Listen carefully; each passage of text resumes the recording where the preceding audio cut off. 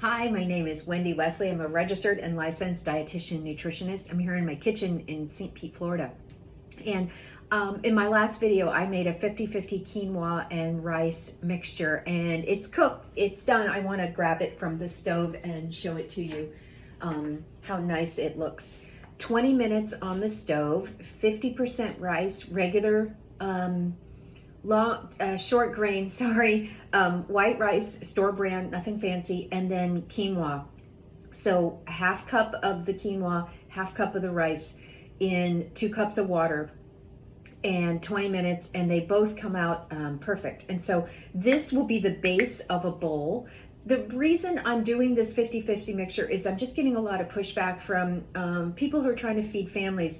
And maybe the family is used to rice, and the family says, yeah, don't give me a quinoa, mom or dad or grandma or whoever, grandpa.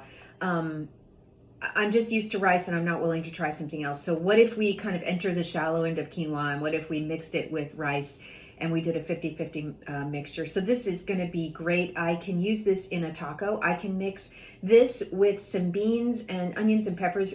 Makes a fantastic taco filling. I can use it as the base of a restaurant style bowl, the ones you pay $25 for in a restaurant. This is just the beginning of an incredibly nutrient dense grain bowl with a bunch of vegetables, maybe some meats, maybe some beans. So give this a try. And I'm going to set this aside, and right now I'm going to show you how I sharpen knives. Let me set this aside. Okay, so you probably, if you bought a knife set, you probably received this, and you may or may not know what to do with. This is called a steel, a sharpening steel. And it will make your knife a better instrument, but its job is not really to sharpen. Its job is to hone the knife, which what that means is it makes it a more precise instrument. So when I run this on the sharpening steel, what I'm doing is I'm actually bringing my blade more to center. And this is something that I try and do, not perfect, but not try and do before I use my knives. Every time I just give them a quick pass on the steel.